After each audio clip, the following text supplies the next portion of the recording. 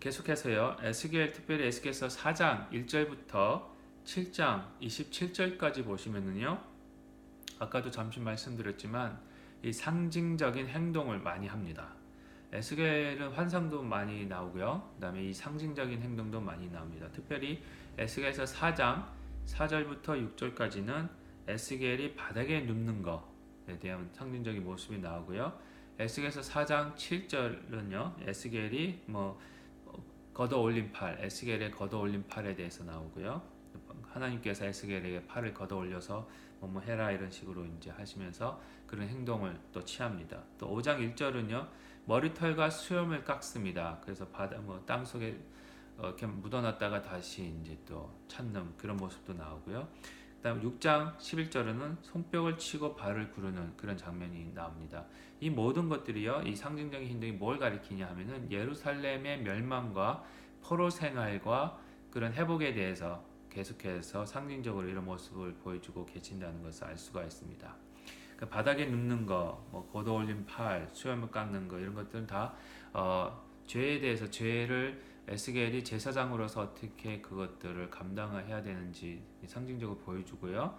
또 그런 죄 때문에 하나님께서 어떻게 심판하실 건지 그리고 심판하시지만은 이제 언젠가는 회복하실 거라는 것 그런 내용들을 다 같이 살펴볼 수가 있습니다. 또한 계속해서 8장부터 11장까지는요. 예루살렘의 죄에 대한 환상에 대해서 나오고 있습니다. 그래서 8장 1절부터 13절은요. 예루살렘에서 우상 숭배하는 모습을 보여줍니다. 그래서 예루살렘 안에서 사람들이 어떻게 우상 숭배를 하고 있는 것을 이제 환상으로 보게 됩니다. 또 14절부터 18절까지요. 8장 14절에서 18절까지는 성전 안에 우상이 들어와서 성전 안에서 우상 숭배를 하고 있는 모습을 또한 보여주고 계십니다. 이 우상이 예루살렘 성 안에만 들어온 것뿐만 아니라 성전 안까지 들어와 있다는 겁니다. 그것을 에스겔에게 하나님이 보여주고 계십니다. 그래서 이런 이유 때문에 9장 3절부터 6절까지는요. 하나님의 심판이 이제 선포되어지고요. 10장에서는 하나님의 영광이 더 이상 우상과 같이 계실 수 없기 때문에 이스라엘 백성들한테서 이 성전에서 떠나신 하나님의 모습이 표현되고 있습니다. 눈에 보이는 성전이 아니었습니다.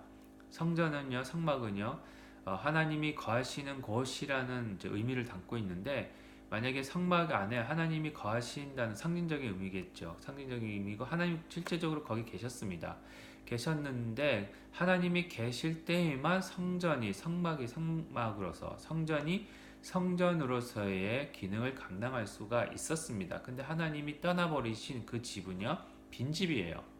주인이 없는 집은 아무 쓸데가 없습니다.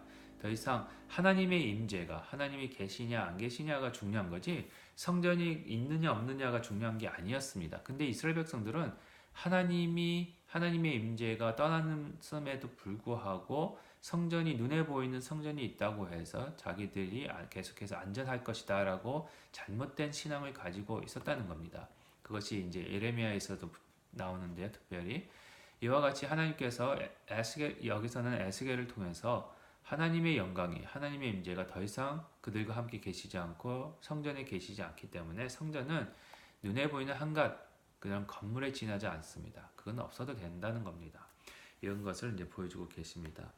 계속해서 12장부터 15장까지는 에스겔 장로들 선지자들 특별히 이제 11장에서는 부터 시작해서 이제 12장 이제 예루살렘의 멸망에 대해서 나오고요. 13장에서는 거짓 선지자들의 멸망이고요. 14장은 우상의 멸망이고요.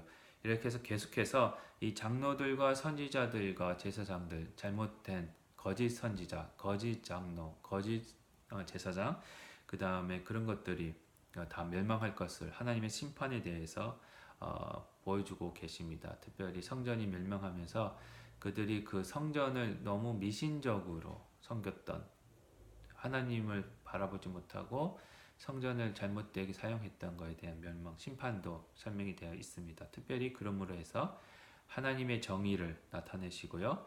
하나님의 정의가 나타나면서 하나님이 누구신지를 올바로 보여주고 있습니다. 이렇게 이제 심판하신 경우에는요. 예레미야, 이사야, 예레미야 하면서도 말씀을 드렸지만 심판의 목적은 완전히 그들을 다 멸망시키기 위한 것뿐만 아니었습니다. 물론 그런 의미도 있습니다. 그렇지만 그렇게 하면서 남은 자, 새로운 창조를 하나님은 계획을 하고 계셨다는 것을 보여주고 있습니다. 그래서 새로운 에스겔서에서는요, 이 새로운 창조, 희망이 나타나고 있습니다. 특별히 16장부터 24장까지는요, 이 알레고리와 비유의 모습이 나옵니다.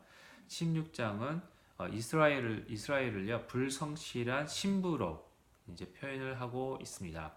남편이 있음에도 불구하고 그 남편에게 성실하게 남편과 같은 삶을 가족으로서의 삶을 살지 못하고 불성실한 우상 숭배하는 그런 이스라엘의 모습을 보여주고 상징적으로 알레고리컬하게 보여주고 있고요. 17장은 독수리와 포도나무가 나옵니다. 그래서 독수리는 바벨론이고요. 포도나무는 남유다, 특별히 시드기야에 대해서 보여주면서 어떻게 이제 유다가 멸망할지에 대해서 보여주고 계십니다. 이 구약을 가만히 보시면은요, 이스라엘 남유다를 이 포도나무로 많이 비유하고 있습니다. 시편에도 그렇고요. 그 다음에 여러 가지 이제 출애굽기에도 그렇고요. 그렇습니다. 그리고 특별히 18장에서는요 아버지의 죄, 그 다음에 아들의 의에 관해서 보여주고 계십니다. 죄의 결과, 의의 결과에 대해서 특별히 설명을 하고 있고요.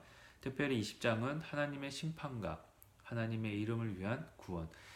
이 에스겔서를 가만히 보시면은 에스겔서에서도 나타나지만 다른 시편에서도 나타나고 다른 구절에서도 나타납니다. 하나님의 이름을 위해서 구원하신, 특별히 에스겔서에서는요 그걸 자세하게 설명하고 있습니다. 왜 하나님께서 이스라엘 백성들을 애굽에서 구출하셨는지, 왜 이스라엘 백성들을 구원하셔야만 하는지를, 그 이유는 그들이 불쌍해서 그들이 사랑하시기 때문에, 물론 그런 이유도 있겠지만 제일 큰 이유는 당신의 하나님의 이름이 거룩하게 하시기 위해서 이스라엘을 구원하신다는 겁니다. 그게 가장 큰 목적입니다. 이유입니다. 구원하시는 이유. 왜냐하면 그들이 멸망하는 채로 있으면 하나님의 이름이 더러워지기 때문에 그렇습니다. 또한 그들이 죄를 지었다는 것 자체가 이방 나라에서 아니면 이스라엘 땅에서 죄를 지었다는 것 자체만으로도 이미 그들은 하나님의 이름에 먹칠을 하고 있었습니다. 그들의 죄 때문에, 그들의 타락 때문에 더럽혀진 하나님의 이름을 하나님을 이미 회복하시기 위해서 그 방법으로 그들을, 이스라엘 백성들을 다시 회복시키시고 구원하시고 거룩한 백성으로 만드시는 거였습니다. 그들을 다시 거룩하게 하실 때에 그에게 주신 하나님의 이름이 다시 거룩해질 수 있다는 겁니다. 그래서 그들을 구원하시기로 결정하시는 겁니다. 이와 같이 그런 이제 하나님의 이름과 하나님의 심판, 그리고 에스겔 통해서 보여주신 이스라엘의 구원에 대한 일단 상징적인 모습들이 나오고 있고요. 24장에서는 특별히 에스겔 아내의 죽음이 나오는데, 이 아내의 죽음을 위해서 울지 말라 그러십니다. 이 말은 이스라엘 백성들이 이스라엘이 멸망했음에도 불구하고 애도하는 마음이 없었다는 겁니다. 그만큼 그들의 마음이 강팍해져 있음을 상징적으로 보여주고 계십니다. 이제 25장부터 28장까지는요, 이제 열방에 대한 심판. 그래서 이스라엘 백성을 심판하기 위해 사용하신 열방들이 이제 심판을 받는 그런 모습들이 또한 나오고 있습니다. 다음 시간에는요, 계속해서 이제 29장부터 이제 에스겔서를 마치도록 하겠습니다. 감사합니다.